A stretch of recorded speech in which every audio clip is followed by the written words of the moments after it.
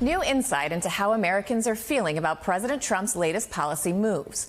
Republican Congressman Brian Stile getting an earful this week at a town hall in Wisconsin as attendees sounded off on a range of issues, including tariffs.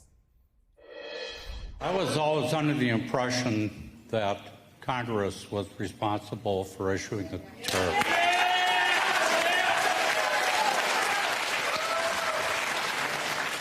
I really feel that this is a terrible tax that's going to be placed upon the citizens of the United States. You have allowed him to do that, and it's sad, quite frankly. This really, at its core, needs to be an opportunity to make sure that other countries are treating the United States fairly.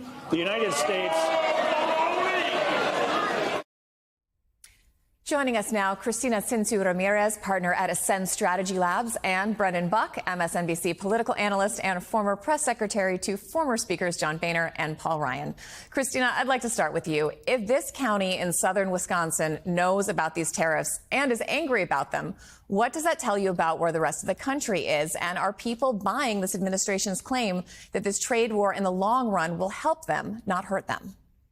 Yeah, I mean, clear that they're not. I mean, Trump was elected to do one major thing that he promised he was going to deliver for the American people, which is bring down the cost of goods and make their livelihoods more affordable. And he's done the exact opposite. His tariffs plans are proving to be totally unable at delivering at what he's promised. And so people are seeing fewer jobs. We just had the jobs report released that showed that there's a lot less jobs than were promised to be made in the last few months. They had to revise the last couple of months. The stock market doesn't seem to respond well, and working Americans are not responding well. And so people are feeling very, very much like he has failed to deliver on the one thing he was promised to do. And many people voted for him, even though they didn't like him, because they believe that he would be able to make change. And he's clearly proving he's not able to do that.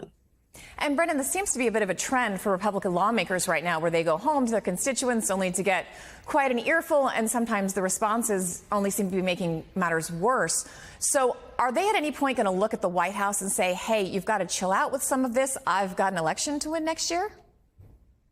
They might. They'll probably do it quietly, not loudly, for sure. First of all, credit to Brian Stile for holding a town hall. A lot of members don't even do that anymore, and you can kind of understand why. It may not seem worth it to have sort of an open forum there. So look, what can you learn from a single town hall? Maybe not. And I think we've seen a lot that people understand that if you get really angry, you can make your congressman or congresswoman look bad.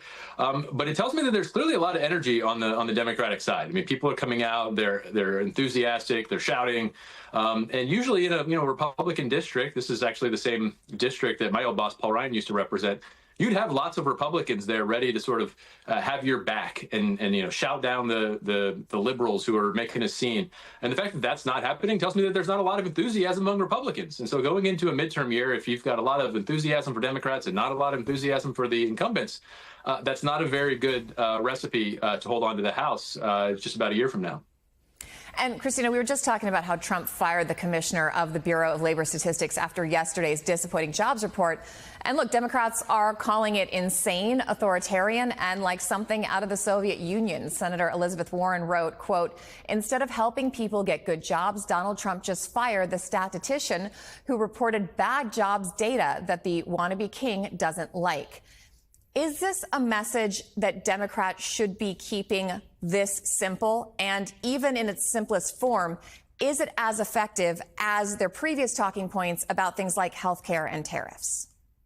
Look, ultimately, the main message here is Donald Trump doesn't want to face the economic reality of what Americans are having to experience and live through every day. The fact that I can tell you so many friends I know that are on the job market that are telling me it's so hard to find a job right now. There are just not jobs available.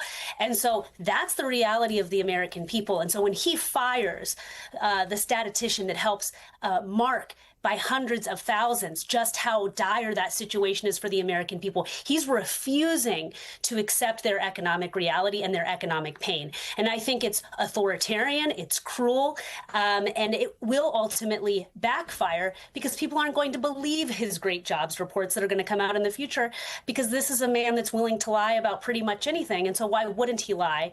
And he wants to install people in positions that will give him the numbers and data, even if it's not based in reality.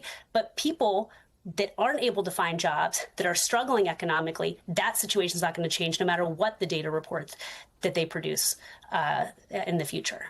Yeah, Brendan, Christina has a good point, because now, even if his policies do turn around the economics numbers, is anyone going to believe him? And if this was a sign that Trump is aware, hyper aware even, of the warning sounds around the economy, this is a little bit like telling people don't think about the color yellow. Did this just draw more attention to it than it would have if he just kind of acknowledged the report and moved on? Entirely. This was so self-defeating and frankly dumb. It's hard to wrap your head around. To your point about, will people believe him? There's lots of reasons we report data, and some of those not just so that, we can take a look at it once a month. And I don't even know that many people, voters, even know necessarily what the last jobs report was. But there are a lot of people who make decisions in the economy who rely on sound data to make good decisions. And if you're a decision maker at a large company, and you want to decide whether you're going to release capital, you need to know whether or not there's a strong jobs market. And this is how you learn. And so maybe they won't make those investments. Maybe the economy will simply suffer because we don't have good, reliable data. I mean, that is what I think a legitimate risk that he has just created that is only going to hurt himself. And again, people don't vote based on statistics. They vote on how they actually feel. So you can tell them whatever numbers you want. But if people don't feel well, it's not going to work out for you. All right, Cristina Cincy Ramirez and Brendan Buck, thank you both so much.